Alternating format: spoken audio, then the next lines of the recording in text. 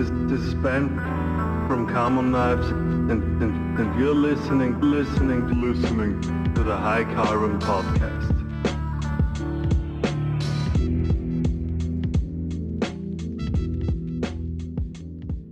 Welcome, guys. We got Albert back with us again tonight. I think you finished helping his parents mow the lawn. Yes, I did. It was not just mowing the lawn, but yes, I'm done. Yeah. He's such a good son. So, what else did he do this week besides helping your parents out? I mean, we are in full production mode. We're preparing for Christmas, so we're building like one knife after the other these days. And I had a knife making class start of the week, and we have a Damascus forging class with 15 people tomorrow. So we had to prepare like shitloads of billets. That's what we did basically. So full production and classes. Getting ready early for Christmas. That's a good idea. Yeah, because we have a Christmas market. We are supposed to be there for 6 weekends, I think. So 6 weeks, and we have to prepare knives because we usually don't have knives in stock.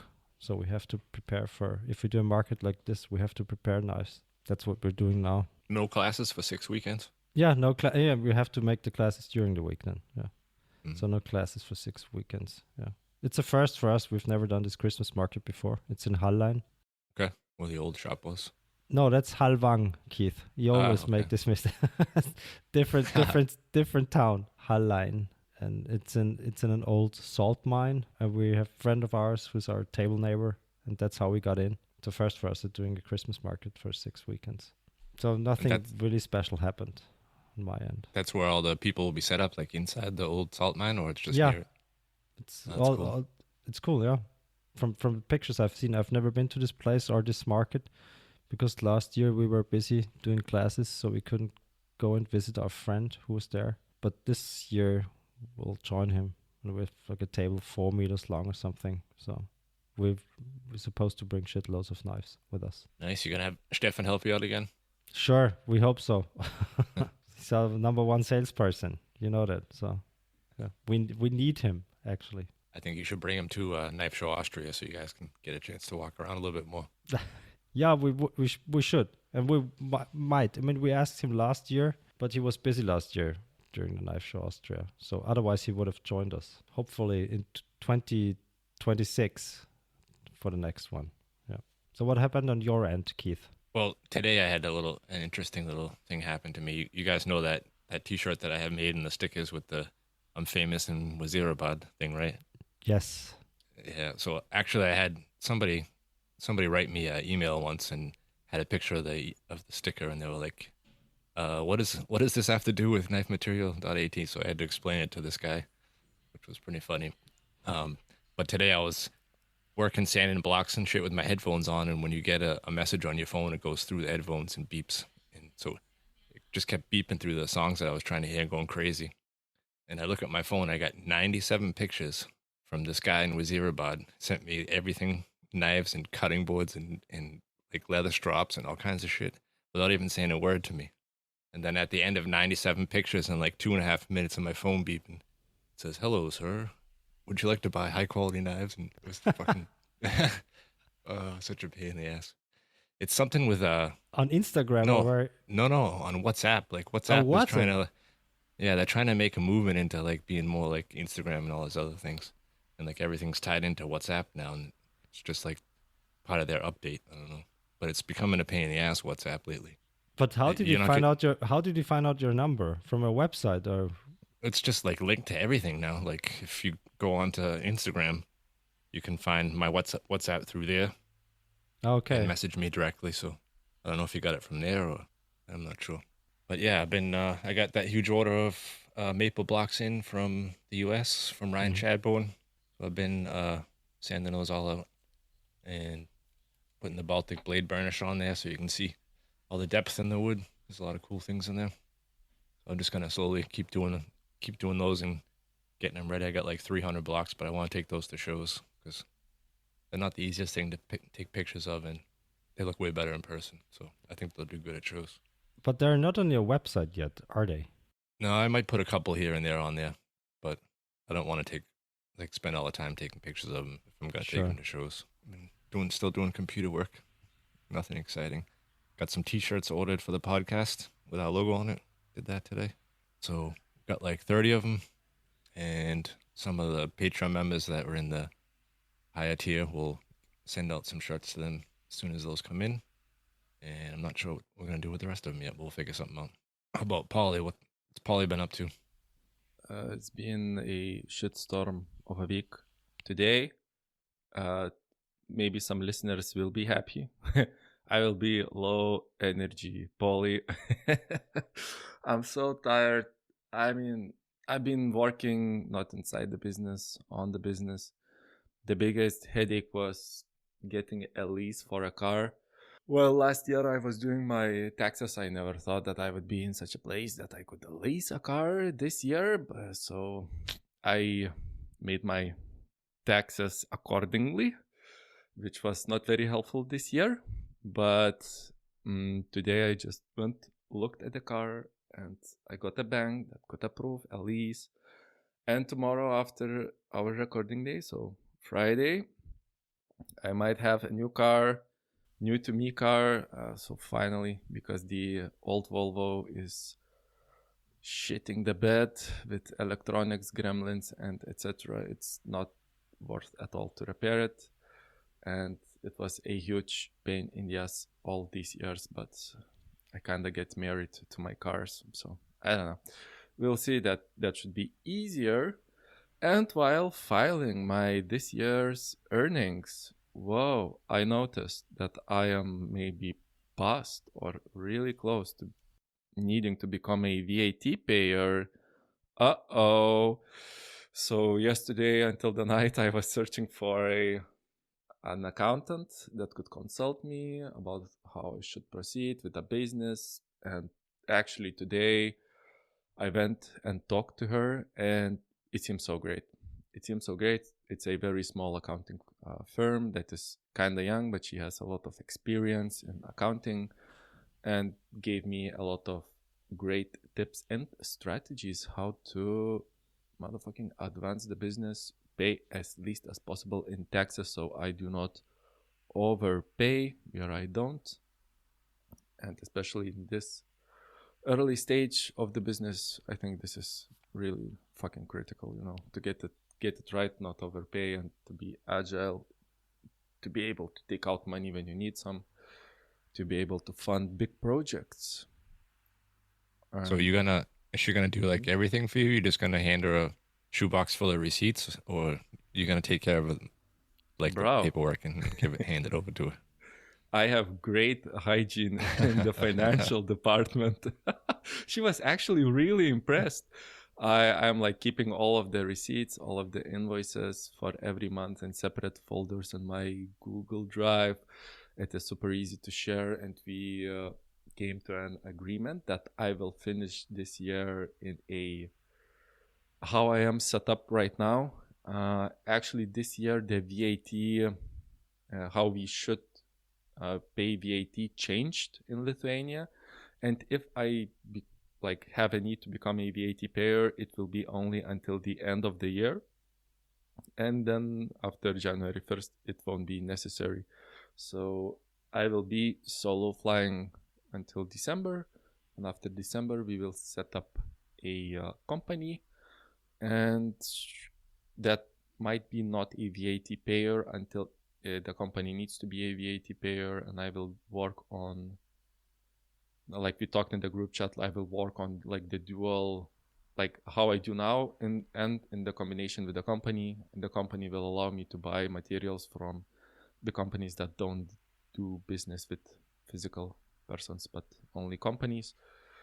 And that would also very easily apparently allow me to have two, and I don't know if I should be speaking about this on the show, but I will have like 2 buckets of like the 45,000 euros. But the accounting will be a little bit more, a tiny bit more difficult, because you have like 2 entities that you have to service financially, right? Yeah. So that was good. What kind of car did you get? You didn't tell us. Now, look, I don't want to jinx it. Of course, when it is no. I love it. I fell in love with the car. It is a 2020 year Toyota Corolla hybrid that is with the Trek, Trek trim. It is like 2 centimeters higher, has these black bumpers, moldings, and etc. So it's like a cross-country Volvo, but without the full 4-wheel drive. It has all the bells and whistles that I want, and also it's a wagon, and I love my wagons. It's such a great car. Are you disappointed in me, Albert? No, I was thinking about what's it called, the one blah blah blah process thing. Was that Toyota? What was the company? Yes. Okay. One Piece Flow and Lean. It is Toyota. Yes. That's why you got a Toyota. Yes. It does not have as many bells and whistles as a European car, of course, right? But it's bulletproof. The 1.8 liter powerful, not really, petrol engine combined with a hybrid. It is just bulletproof, and the ECTV gearbox, it's just great. It's just great. Of course, there is some road noise when you are going like 130, but... So the question is, with just the electric, can you make it to your parents' house to plug it in for free every day? It's not a plug-in hybrid. It's it does not have a socket. It is charging via the charging itself. Yeah, but it can go like at 30 kilometers per hour. On full hybrid, it can go like 4 kilometers. So it's fine. It's fine. Like the consumption of petrol is around close to 4 liters for 100 kilometers on. Okay, that's low. Mixed driving. Yeah, on a city you can get even more because you're driving more on battery. So that's great. It's like my current Volvo, it's like 6.5 to 7 liters of diesel, and diesel is more expensive. So so it's been on my mind, and I don't want to jinx myself because tomorrow is the final approval. They approved my finances, but they still need to approve the car that I am leasing. So it's like just 5 years old, and it has like 160k kilometers on the dash. So it's not like not driven, it's not brand new, but it's fine. It's fine. And also it has a tow hook. I love that. Nice. I love that thing. On more positive news, I got a visitor in the middle of the week. A day before, again, the same story as Keith. Some random guy just texted me on WhatsApp, "Hey, can I come watch at your, workshop and etc." Apparently, it's a Lithuanian who is living and working in Switzerland, Geneva, and he just came to vacation here in Lithuania, and he actually went to my shop and bought 3 knives, and I'm like ecstatic. It's so great, and he seemed really, really passionate about the knives. And because I'm so tired, I got some great news for our listeners. Skills. I talked to my buddy Baltazar, and apparently he sold quite a few minihell.eu kilns using our discount code. And I asked him to change the code so it goes along with our new branding. So our dear listeners, please use Carbon 5. So it is Carbon and the number 5 to save 5% at checkout. You'll save 5%.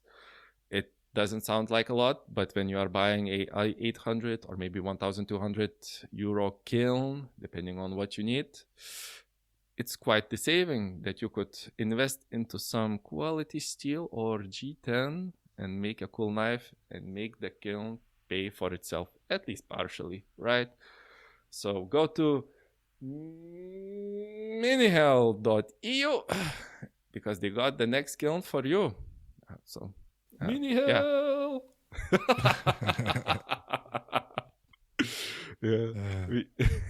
As we talked on the pre-show, Albert did such a great editing on the last show with Martin Huber. Thank you, Albert. We were talking a lot over each other. You did a great job. But this mini hell thing is becoming a thing now, right? This mini hell. So yeah, we should do that every episode at some point. So You mean at the end? Whenever, not necessarily at the end, as a surprise. Mini L. Yeah. Keith got the soundboard. I don't have to do it live every time. That's true. Yeah. I thought it was good, so I searched through the episode and put it on the soundboard. But we have a guest to introduce. But before we get in there, I wanted to just go back to the tax thing real quick, because here in Austria, if you're a registered business but you don't have the VAT number yet, if you hit that threshold, like say right now, this time of the year, you have to pay your taxes for the whole entire year, which can be fun. You'd have to go back and do all the paperwork for the whole year and catch up and pay all these taxes that you never collected from anybody. So guys, pay attention to your tax things. It's important. It sounds crazy, doesn't it? Because like when you are writing invoices and you are not a VAT payer, you don't include the VAT in there. No. So Yeah, that's why you didn't collect it. So that's why you have to pay the taxes out of your own pocket. Yeah. Fuck off. Oh my god, this is great. Look, people, another bullet point why you should move to Lithuania. We got better taxes, we got better laws for knives. DB, think about it. Yeah, Well, but it's kind of risky with your neighboring countries these days. So I not recommend people to move to Lithuania these days. So. That's a low blow. That's a low blow. No, it's not. It's true. So It's true. Look, 1 or 2 fighter jets here and there did not hurt anybody. They are violating not us, but our airspace. It's fine. I think that's probably false. 2 fighter jets have never hurt anybody. I think that's probably false. But yeah, That's totally false. Believe whatever you want, Paulie. We'll Well, see. you're also going to be a little bit outnumbered on this episode because we have another Austrian with us. We have Fabian Scherl from Schellfire Arts with us tonight. Fabian, thanks for joining us. Thanks for inviting me, guys. Hi. A little bit of a long intro this time, but we got you in there. Yeah, it's okay. It was an interesting one. So I think Albert and Polly weren't really too familiar with you. I know that they've seen you at shows and definitely on Instagram. Why don't you tell us a little bit about what you do? I know that you're making wood. Do you do forging or just stock removal? Or? Yeah, I've been a knife maker for around 5 years now. And since 2 years, I stabilize wood and also offer it for people in the EU and worldwide. And yeah, for the past 2 years, that's been kind of the main focus of my business and kind of the main income. And yeah, it's getting bigger and bigger each month, and I'm happy to see that. So is it taking over your knife making? Are you moving more away from knife making and into the wood? Yeah, definitely. But I want to kind of balance it. But it's hard to balance since I'm working as the main job. I work as a chef. So I work 6 days a week, 10 hours, and then I get home. And yeah, it's hard to balance. But on the bright side, I work in seasons. So I work 4 months, 6 days a week. And then I have kind of 2 months off where I'm full-time in the workshop. And then again 4 months work or 6 months in the winter. And then again 2 months in the workshop. So yeah, that's been kind of how I work all year.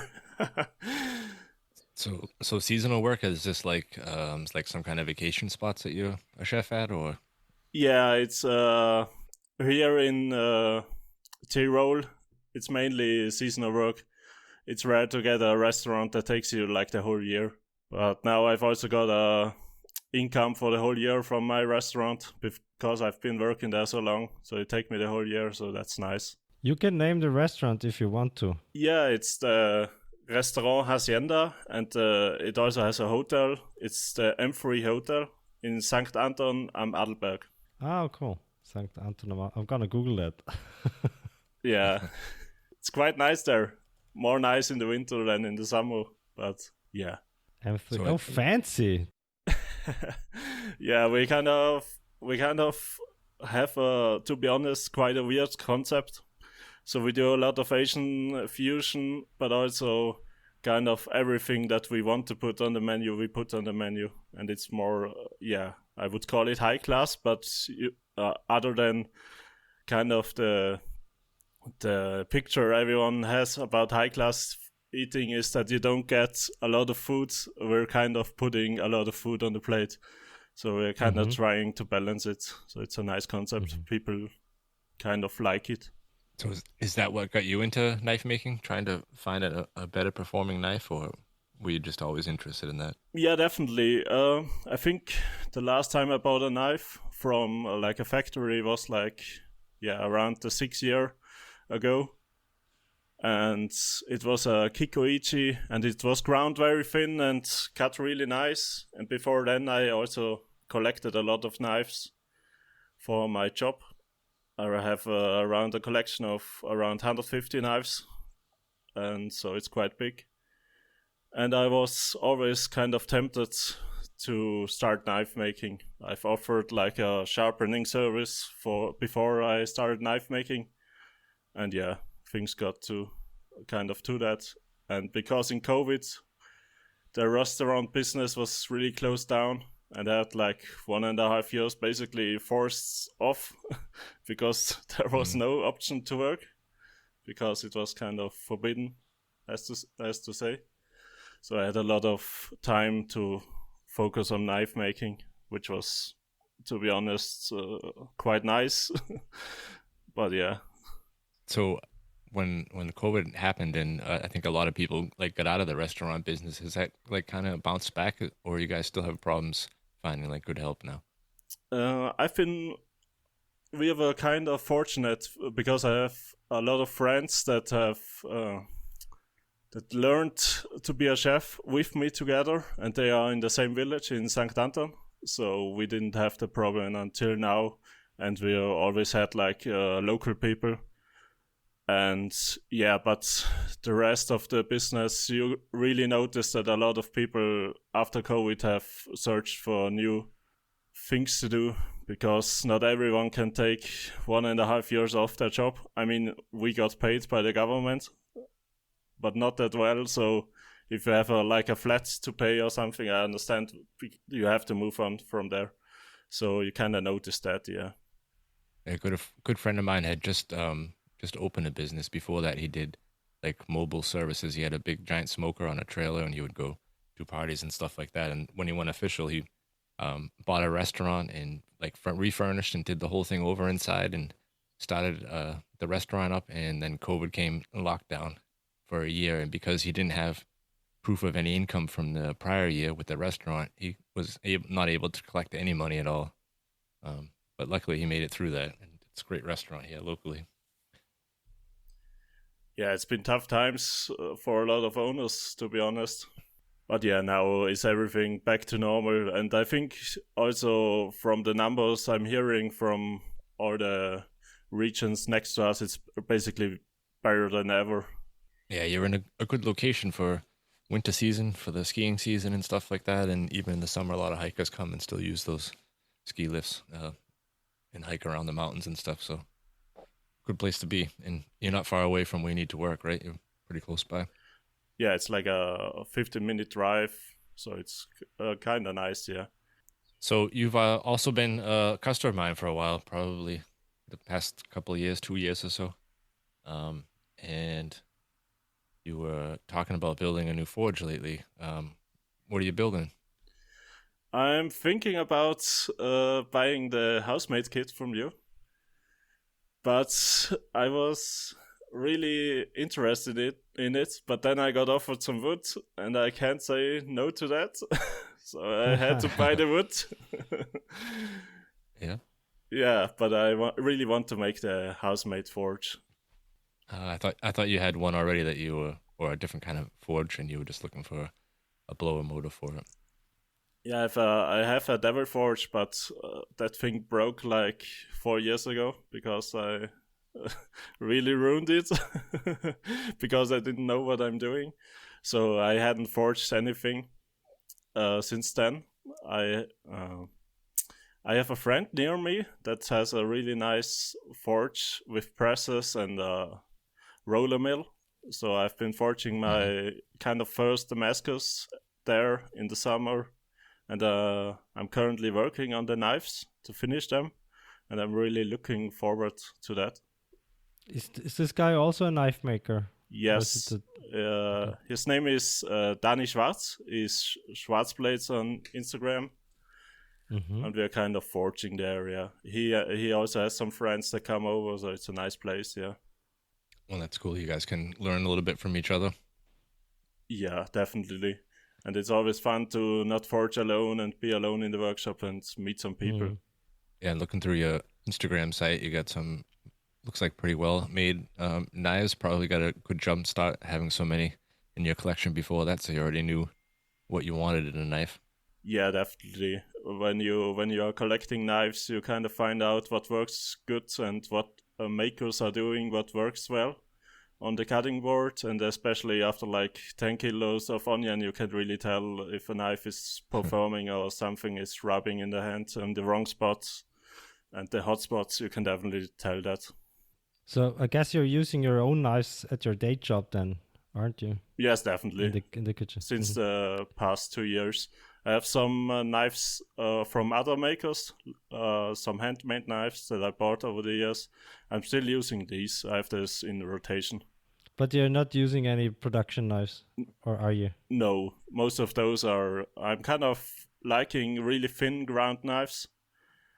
So I'm using no production knives because they are mostly ground very thick because people misuse them and then they probably get a lot of them back with big chips in them, so they don't grind them as thin as I like. Because most chefs I know, they still have like the first knife they bought with their first salary, and because of the emotional attachment they developed, they still keep them, although they might have bought very fancy plates over the years. So, but they still have very old knives they started out with. So you don't have any of these in your bag or in your kitchen? I still have them at home. To be honest, I gave them to my mother after I started making some good knives, because that also took some while. My first knife was kind of really stupid idea. It was a hand-forged Damascus that I bought and some mammoth tooth, and I ground that with the anger grinder. So it was still quite thick, and everywhere was overheated, and I couldn't drill the mammoth tooth. But I was kind of having the idea to make my dream knife myself, and it didn't work out. It was not that easy. As probably everyone knows, the first knife is always not that well. But yeah, after some years, after like 1 year, I really got close to the quality of production knife.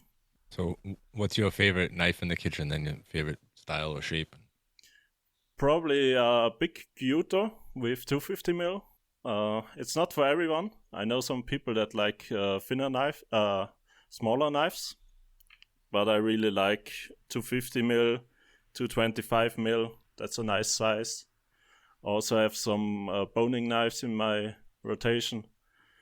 Those are nice for deboning stuff and pulling off the silver skin from a piece of meat or filleting a fish. And yeah, I mostly use 225 mils. Even I don't have a patty in my rotation, as to say, because I don't usually like them. When I'm doing fine work, I use a peeling knife. But that's with most chefs. Most chefs have like 10 knives in their collection, and most of them only use 3 of them on the regular basis. But the past 2 years, I've been really focusing on stabilizing wood. I've been really falling in love with doing stuff with wood and kind of figuring out how to increase the quality of stabilized wood. Yeah, do you want to share some of your process? Yeah, sure, I'm open. I'm not a really mystery guy, because everything that I figured out, you can figure out, basically. And I'm open for any questions if you have them. I can tell you how we do it, and then you can correct me or add something or tell me what I'm doing or what we might be doing wrong. So first thing we do is we completely dry the wood in a lab kiln. So we have this lab kiln and we completely dry it down to 0% moisture. Then we put in a vacuum chamber to let them cool off, and then we put them into the resin in the vacuum chamber, and we keep them in there for let's say a few days, up to a week or something. And then we get them out and put them into a pressure pot for another couple of days or so. So half the time they've been in the vacuum chamber. And then we cure the resin in the oven. So is this somewhat similar to your process? Yes, definitely. You're doing basically all the steps right. It's really important. I hear some people don't dry the woods to 0%, and that's some people say like under 5% is fine, and you really want to dry it to 0%, as you said, and then vacuum it in a vacuum chamber, because wood basically soaks up moisture again really fast, and moisture is from the air. Yeah. Mm-hmm. Yes, exactly, and moisture is the enemy in stabilizing, because as said, if you have wood that has not been properly dyed, it will lead to more bleed out. Mm-hmm. And kind of rubbery areas where the resin has not been able to harden throughout. And yeah, it's really the enemy of stabilizing. And it can lead to still the wood expanding and contracting. And that's kind of what you want to eliminate in a proper stabilizing process. Otherwise, I would say maybe increase the soaking time. That's usually what I do. I do double the soak time of vacuum. But 4 days of vacuum. Really? In the pressure pot? Yeah, definitely. Okay. Mm-hmm. You can also, what I do is I put them in a pressure pot, and then I again pull a vacuum in my pressure pots, because I have some special lab pressure pots that I can fit on a lid, which also again sucks out the air. And then I renew the pressure once more. And after that, I again pull a vacuum after putting the pressure on. Mm-hmm. And then I let them drip off for like 4 hours. And then I cure them also in a forced air lab kiln. That's probably the one you have from Mammoth, I heard maybe in an episode. Yes. Yeah, those are really good for that. So yeah, but you thought I was crazy with the double vacuum and the double pressure pot. No, I never thought you were crazy, but I've never done that, but it makes sense. Okay. Yeah. Now that I hear it from Fabian, I believe it. I didn't believe you. It definitely makes a difference, even if it's a slight one. Like I tested it sometimes before I really got into it, and it makes like a 2-3% increase in the finished weight of the block. Oh, cool. Mm-hmm. So you mentioned also, you and Albert both mentioned that you need to get down to 0. How can you like best prove that you're actually at 0? Like we talked on an episode before with those cheap moisture meters, that you're actually only testing the very outside of the block when you do that. Yes, those meters, most of the cheap ones, as you said, like the really expensive ones, they work down to 0%. But normally these woods normally don't get dry to 0%, because that's what you don't want to do when you're like woodworking, because after you dry them to 0%, they will expand if not stabilized again. So kind of what I did in the beginning when I was starting out, I was weighing the blocks after holding them for 24 hours at 100 degrees. I was weighing them until they didn't lose any weight with a milligram scale, kind of the one we use in the kitchen to weigh out ingredients for like special recipes, for gels and stuff. You want to use also a milligram scale. But now I can usually, because I leave them in for like 3 days straight, I increase the pressure from like 30 degrees to 100 really slow. And that's what you want to do to really ensure no warpage, because when you do it too fast, your blocks will crack. What's the worst wood to stabilize? There is some out there that don't want to take stabilizing. That's also one thing I will add to my process. I have some special pressure chambers that don't, like the usually commercial ones, go up from 80 to 100 psi. The ones that are available from Vivor, and those do the job on easy woods to stabilize. But for harder woods, you really want to go higher, as high as you're possible to buy, basically. Mm-hmm. So I use a 450 psi for larger handle size pieces, and one that goes up to 1200 psi which is 120 bars. And that really is forcing in the resin deep into the pores. Especially like Koa is one that really needs a lot of pressure, for example. But there's also things out there that don't really take stabilizing. Like Robinia, I tried with 120 bars, nothing went in there. There is some that don't take stabilizing fluid. Maybe there is some needs to increase the pressure. Yeah, oily woods are the enemy of stabilizing fluid, because the oil interacts with the resin and it doesn't cure. It leads to a softer product. I'm still trying to figure that out. And also oily woods most of the time are really soft, and you want to use a special thicker resin for those to minimize the bleed out. But you also need higher pressure then to force in the thicker resin.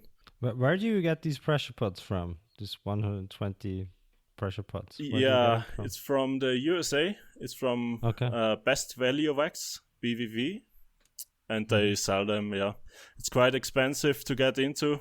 Probably not worth it for the hobbyists. It's probably cheaper to buy wood from someone that knows what they are doing or really needs those.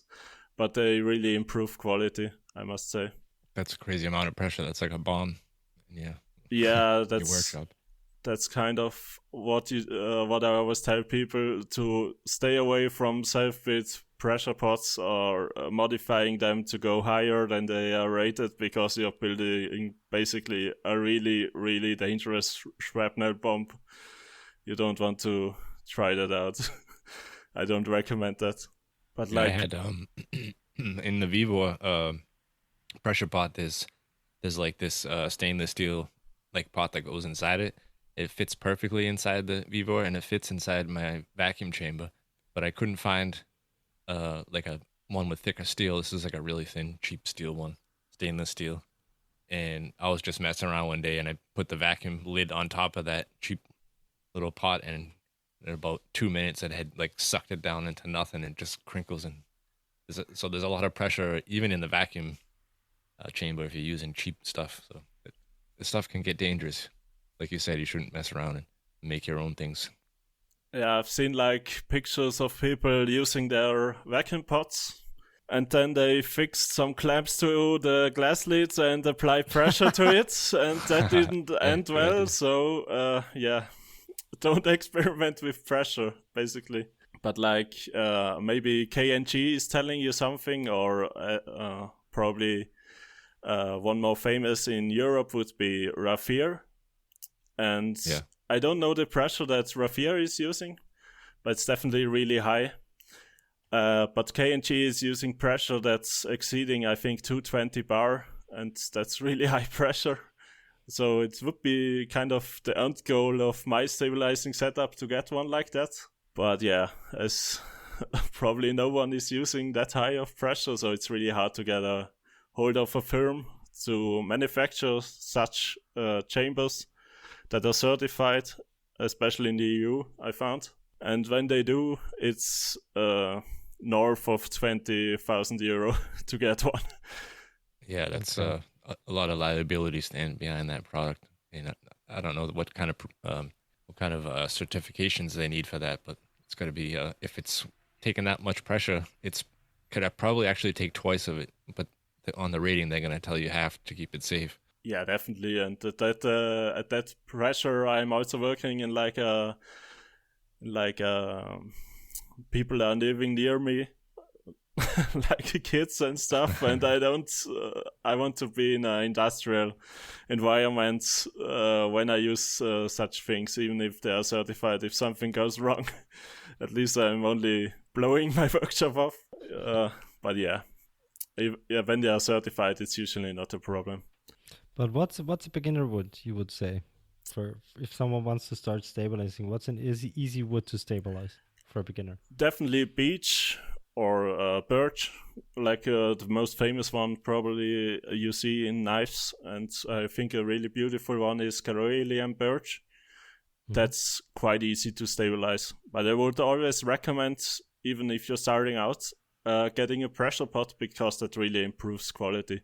Even if they're only going up to 80 psi, you can basically get, if you're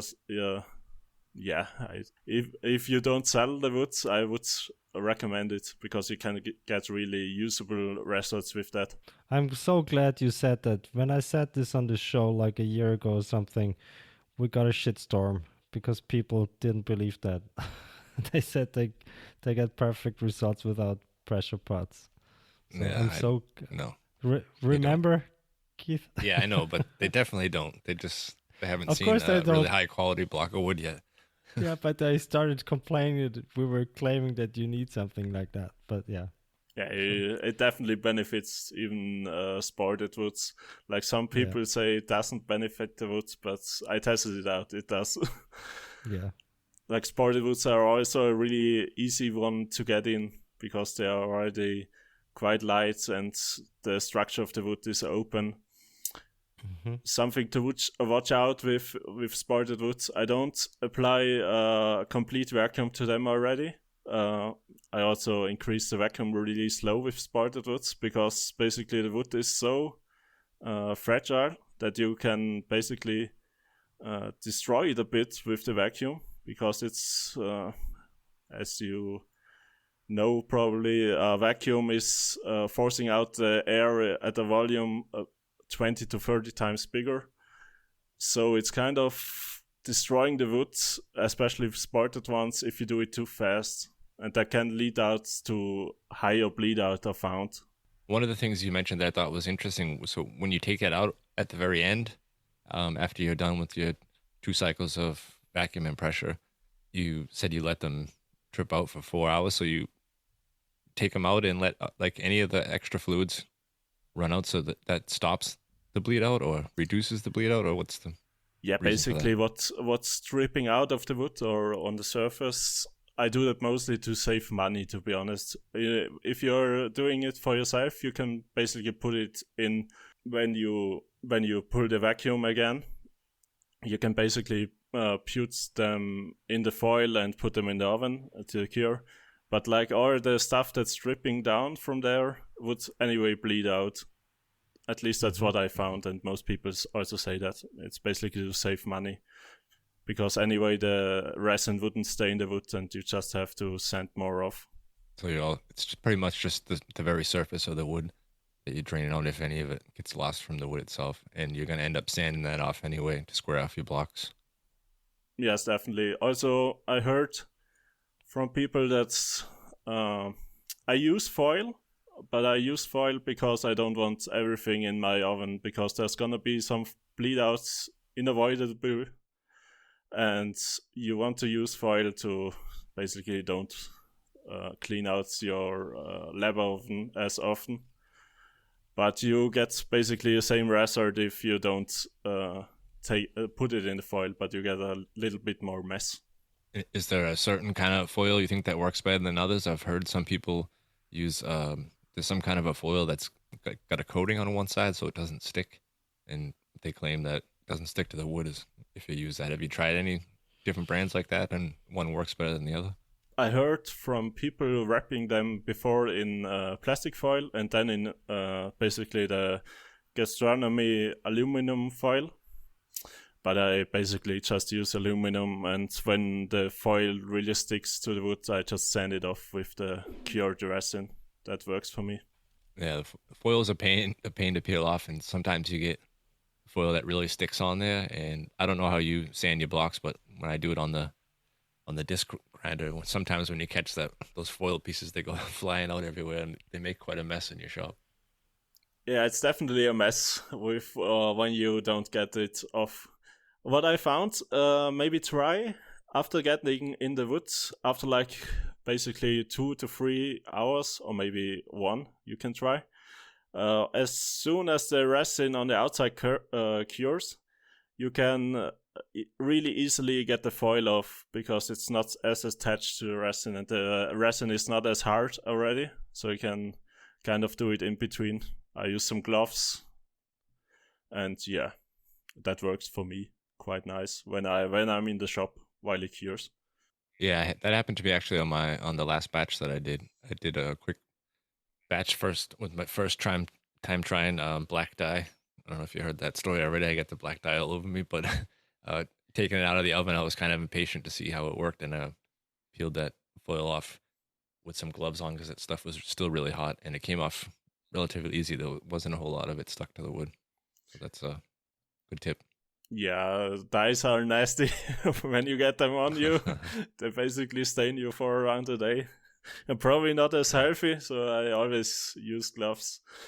But I haven't had the paint in the face happen to me yet. So, yeah, black is the worst, to be honest. Sticks to everything. But it makes some nice wood colors. How did yours come out? I was interested in seeing those. They came out very black. I had some Amboina that didn't really have a whole lot of like cool looking structures to it, and I just wanted to try it out. So I did like 7 blocks of it. A couple of them came out pretty cool, where you can see some light wood still in it, but most of them are pretty black, which is a waste for that kind of a wood. Yeah, Ambonia takes the dye quite well. It's always something to watch out. If the wood is naturally colored, so you don't, with Ambonia you get the white sapwood with some maybe orange in it, it will color differently. Like in wood, also in maple, if maple has any color in it, it will basically block out some of the color or alter the color. So the best one to dye is the white variety of each wood. Yeah, these, like I said, these didn't have much color to them or anything. They were pretty much just like golden Amboina. So they turned completely black. They look like bog oak or something like that color black. Yeah, it's hard to balance that thing. I always weigh them out also with the dye. I create recipes with experience. So when something works, I write it down, and I basically track my process through there, so I can recreate some things. Wood is always a natural product, so things don't always work out, but you can kind of control the dyeing process. Do you have any tips for the dyeing process? Like, I've seen some people just put the block standing up into small like paper cups with a little bit of dye, and they let it pull it into the wood. Or do you completely submerge your wood in the dye, the color that you want to use? I don't do a lot of multi-dye or double dye, because what you are talking about is basically the double dye or multi-dye process, where you put wood in a cup and let it soak from one side, and then you cure it most of the time. And yeah, I'm not a fan of it, to be honest, because I use mostly high figured woods, and I don't like the look of it. But I get why people are doing it. It looks nice, but I just think it's a bit too much on most projects to use double dyed wood. Yeah, I see that a lot at shows when I have multicolored blocks. People always like them and pick them up and say how cool they look, but not many people actually are using them on their knives. I think it really works well on monosteel blades and stainless blades, where you don't have a lot going on in the blades. I mean, it always depends on taste.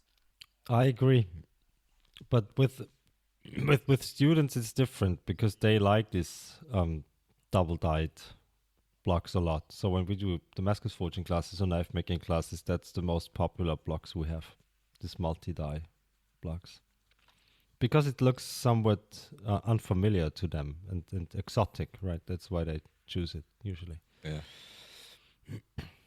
Yeah, sometimes it really overpowers, like, or takes away from the Damascus itself. That's true. That's why I don't like them on Damascus plates. Yeah. But students don't care. They want the fanciest shit they can get. Mammoth, right away. Yeah. It can definitely work if you like. I think sometimes it looks kind of nice when you have like a black a thick black bolster piece or a white piece, and then after that the color blocks.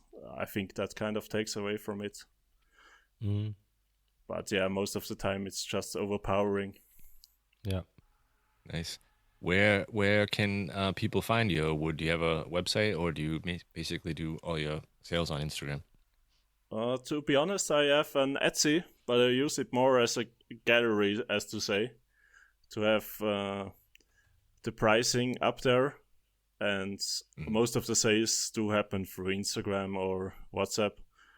I have an Etsy, which is called Scherl Fire Arts Lab, and I have most of my stock up there. Although I have lots of stock that's not uploaded, that I still need to upload. See if I can find you and put you a link in the show notes for our listeners if anybody's interested. Thanks for that. It's on his Instagram. On his Instagram, there's a link. You just got a link on it. Yeah, I think you were Paulius's table neighbor, and he said you had some really nice blocks of wood at your table. Mm-hmm. Yeah, he was selling them like crack. Everybody was lining up, and he was just pulling them from below the table. It was like one wood block, another wood block, another wood block. I had way too much wood at the knife show. I had I think over 100 kilo with me. But I got rid of 5 of it, so I didn't expect that, to be honest. But yeah, after the knife show, things kind of went crazy. I got a lot of pre-orders for stuff, especially like the hemp woods. Like the hemp wood is basically hemp fibers compressed and then glued together with soy glue. And it's really unique stuff, and people really liked it at the knife show. I was sold out after the second day with it, and I had like 20 kilos of it, so it was really crazy. It looks really great. I love the texture of it, but I saw some other people that are selling that stuff. They say, and I guess maybe they don't stabilize it properly or whatever, that after you machine it, sand it, or whatever, and if you apply like a soft wax, like a Baltic burnish that you can find on knifematerial.at, the only time I speak, I only do ads. Jesus Christ! or you apply oil, it kind of pops up a little bit. Did you notice the fibers, like you mean? That? Yeah, exactly.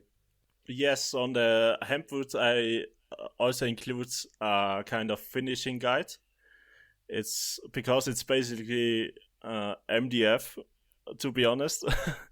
So what I recommend, and I did a lot of tests with like the dishwasher and stuff. What I recommend is after or between sanding, is apply a coat of CA glue, so super glue, a thin kind of coating, maybe 2 times, and that really reduces the kind of pop out that you were speaking of. But at the end of the day, it's still shredded hemp, and you can only get so much resin in that.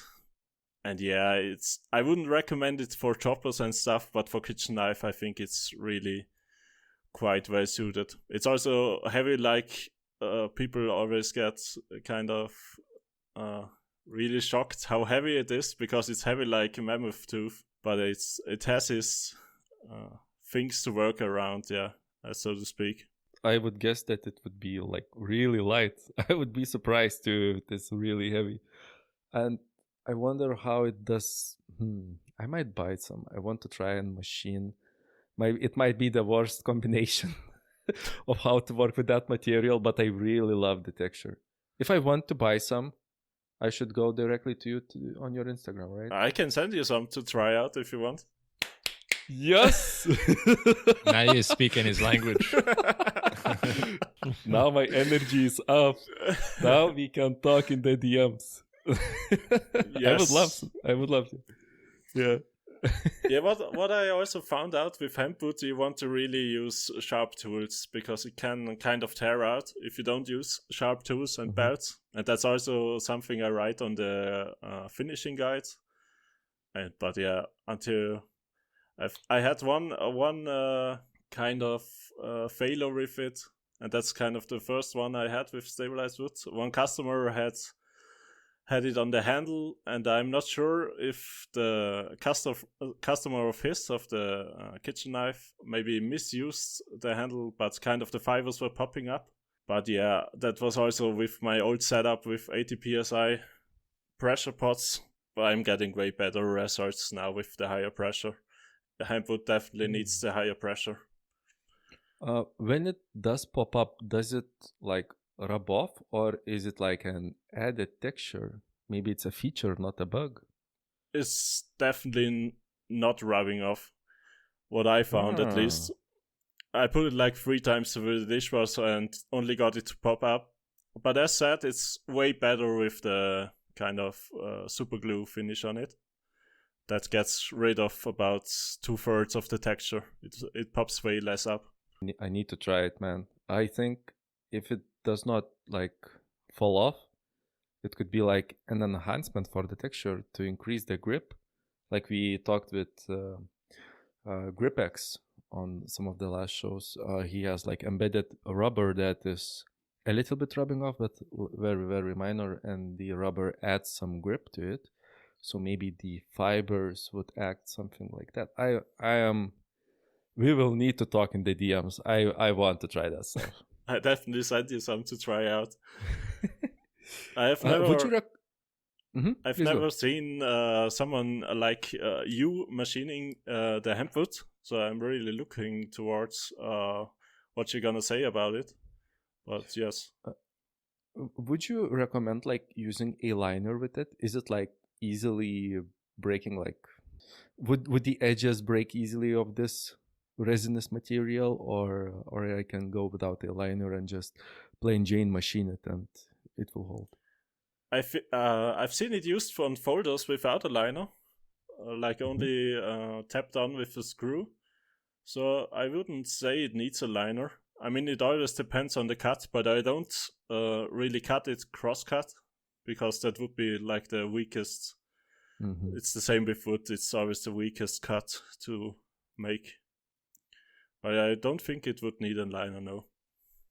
Where I am going, I might need 2 pairs to do different testing. I'm haggling out like 2 free pairs. Yes, of course. Yeah, so excited.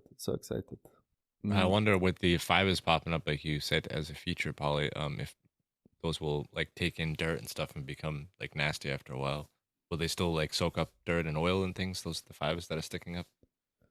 If you remember the episode with GripX, I will do the testing. I will put it through its paces. I will try it out. But I hope. I'm so excited. Like the fibers popping off. It seems like such a nice feature for any like fillet knife, and it's a natural material. Sounds great. I'm looking forward to you testing it, as said. Yeah. Are you actually like pressing these fibers yourself, making the blocks and then stabilizing them, or do you get them that way?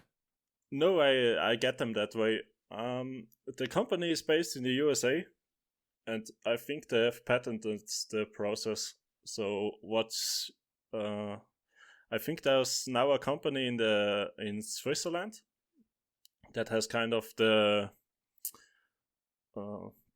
distributing rights in the Dachraum, as to speak, like in the German speaking, and there's another guy in the Netherlands that distributes it, but it's all made in the USA. Yeah, they use a lot of it for like flooring and stuff. That's the main use I saw.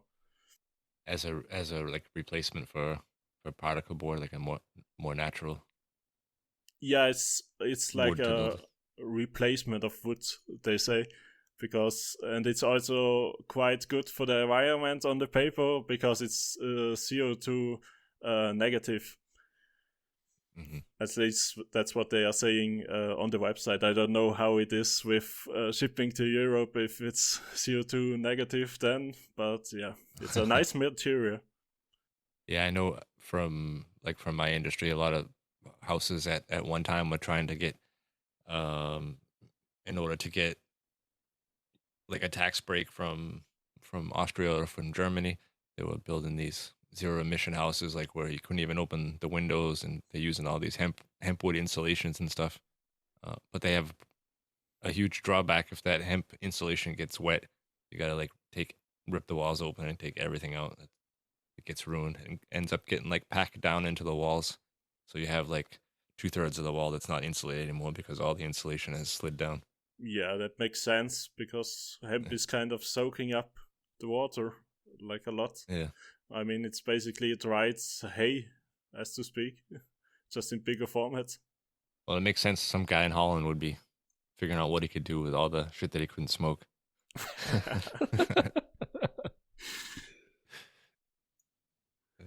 A nice byproduct. Yeah. Zero emissions. Oh, really?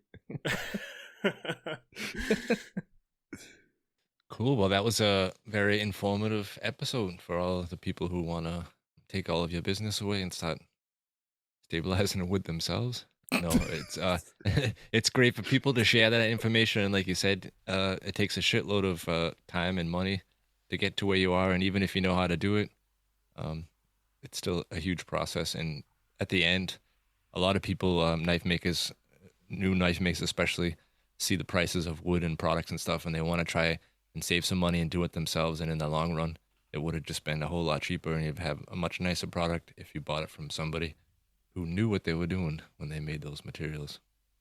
But Yeah. It's always interesting to hear from people that are making these things themselves. Like with knife making, it's the same with stabilizing companies. I've never met someone that's been really secretive about their process. It's the same with knife making. Where people are really open about the process. At least that's what I have experienced. I'm, as I said in the beginning, everything I learned, anyone can learn with some trying and error. Yeah, but you have a nice collection of wood that you don't see in a lot of places, like the hemp wood and all different kinds of exotic woods and stuff. So it's really cool assortment that you have. Yeah, it's getting bigger each month. Just now I'm importing a lot of woods from Australia that still need drying. So I'm getting into some exotic acacias. Like I've been getting into Tasmanian blackwood just now, and she oak, and yeah, a lot of rare acacias are now coming, and I'm really excited for that. Because basically no one is offering them, at least what I saw. And some of those woods, in order to import them, you need special paperwork and stuff, right? In order to clear customs. Yeah, that's kind of important for me that everything is legally harvested, as to say. And yeah, that's important for me. I don't want to import something that was kind of poached, because there's really industry about burl wood, especially. I want everything that's legally imported. So, like, for example, for the Knife Show Austria, we had a lot of people that visited from different countries and things like that. Would they have a problem bringing these things back, or do they need paperwork from you, like copies of the stuff, to if they ever got stopped at customs? Or is that not really a thing? To be honest, I'm staying away from kind of, you probably know CITES. It's kind of something they put in place for lots of rosewoods. Like most rosewoods, they basically harvested them until they died out. It's like with animals. So they put CITES in place. So now I don't offer any rosewoods because I tried away from that stuff. Because if you're getting in with that stuff, you really need to know what you're doing. Because it can get really kind of in the wrong way with customs. Even I heard some people made a knife with CITES, like woods that need CITES. And then you need to provide the documentation that even the handle wood is allowed to be exported.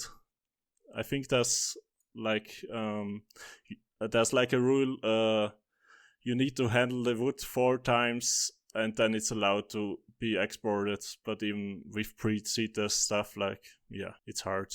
So for the people who aren't familiar with that, it would be similar to like tusk, ivory tusk, things like that. You need to have the paperwork to show that it was the handle was made from an artifact or something that was already in circulation before it became extinct, or whatever you want to call it. Yeah, that's really right way to say it. And I heard some people use like stuff without paperwork, and the knife were destroyed. So Yeah. I would not recommend it, and there's really high fines on it, and kind of for a reason. Well, I think we're about an hour into the show. Is there anything we missed or you want to tell us about? Or I don't think so, no. I think we covered a lot about stabilizing. Paulie has been really quiet this. I am dead. I'm so tired. Thank you, Keith, for throwing me a low ball, but I'm just dying. And Albert in the chat is teasing me because he's eating chocolate, and he's like, look at my chocolate. It's so delicious. That's half an hour ago. I know. Sorry. Yeah, I'm still on it. I really want some sweets. Yeah. But hey, I think listening to it live, it was such a great episode with so many informative bits and pieces of information. So yeah, thank you, Fabian. Thanks, yeah. Thanks for letting me talk about wood on this episode. I hope it was informative. No, it was Really? very, Yeah. yeah. yeah, definitely. And will you be at Knife Show Austria again next year with your wood? No, I completely forgot to ask you if you already booked your table. I guess you all booked the table. Yes. Yes. I'm honest, I booked 2, so my table doesn't get as crowded, so I can offer knives and wood, and my table is not as crowded as it was this year. It was really full. It was really, you needed like 2 stages of the table, right? Yeah. Yeah, we both, I think we were across from each other actually. And we both had different strategies. Mine was to flood the table, and it might have been not a good one because there's too many choices, and you put up a few nice pieces, and when somebody buys one, you just keep replacing them. When people come by and see them, they kind of get like this urgency thing, like they see this nice piece of wood and they're not really sure they should get it, but it's probably going to be gone by the time they get back around again, which is also a good way to sell your wood. Yeah, like that happened a couple of times. Some people picked up a piece of wood and then they said, I'm gonna come back for that. And then they went around and came back and it was already gone. And they were like really disappointed. And I said like, yeah, call me if you need more. I have more at home. Awesome. Well, thanks again for joining us. We will put the link to your Instagram and to your Etsy page in the show notes. Hopefully I don't forget about that. And yeah, I think it was a great episode. Yep. Hopefully. Thanks for having me again. Anytime. Thanks. Guys, we will talk to the rest of you again next week. Bye. Bye. Yep, bye. Bye. Okay. Tschüss. Auf Wiedersehen. Mini Helm.